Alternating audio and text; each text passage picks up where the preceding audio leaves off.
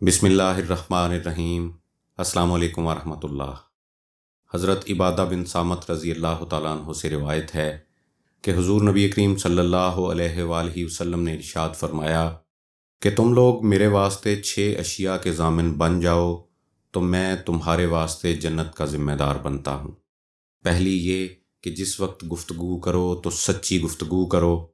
دوسری یہ کہ جس وقت کسی سے وعدہ کرو تو پورا کرو۔ تیسری یہ کہ اپنی نگاہوں کو نیچی رکھو۔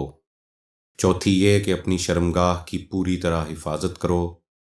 پانچویں یہ کہ جب کوئی شخص تمہارے پاس کوئی چیز امانت رکھے تو اس کی امانت ادا کرو۔ چھٹی چیز یہ کہ اپنے ہاتھوں کو زیادتی سے باز رکھو، یعنی کسی شخص پر زیادتی نہ کرو۔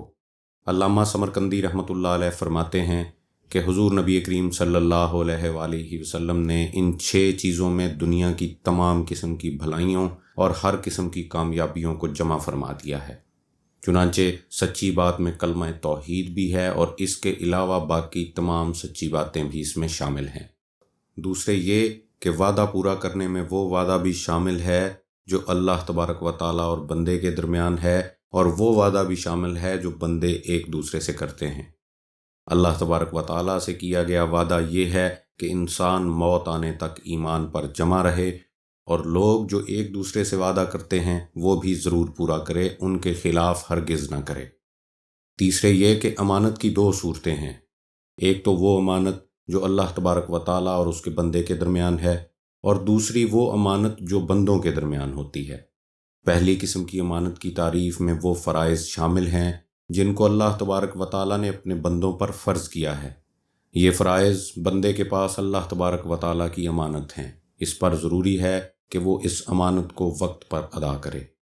دوسری قسم کی امانت وہ ہے جو کہ لوگ ایک دوسرے کے پاس اپنے مال یا کسی راز وغیرہ کی شکل میں رکھتے ہیں، تو یہاں پر بھی لازم ہے کہ انسان اپنی امانت کا پورا خیال رکھے اور پورا اس امانت کا حق ادا کرے۔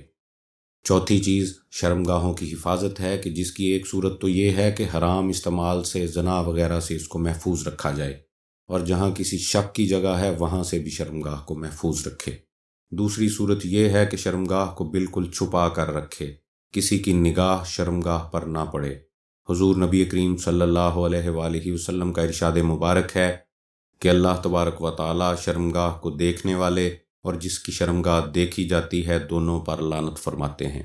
اس لیے ہر مسلمان کے لیے ضروری ہے پوری طرح خیال رکھے کہ شرمگاہ پر کسی کی نظر نہ پڑے۔ پانچویں چیز یہ ہے کہ نگاہیں نیچی رکھے۔ قرآن مجید فرقان حمید میں اللہ تبارک و تعالیٰ کا ارشاد مبارک ہے کہ مومنوں سے فرما دیں کہ وہ اپنی نگاہیں نیچی رکھیں اور شرمگاہوں کی حفاظت کریں۔ حدیث مبارکہ میں نگاہ کو پست رکھنے کا جو حکم فرمایا گیا ہے اس کا مطلب یہ ہے کہ لوگوں کے پردہ کی جگہ پر نہ دیکھے اور غیر محرم عورتوں کی طرف سے اپنی نگاہ ہٹا لے، یہاں تک کہ دنیا کی طرف بھی لالچ سے نہ دیکھے۔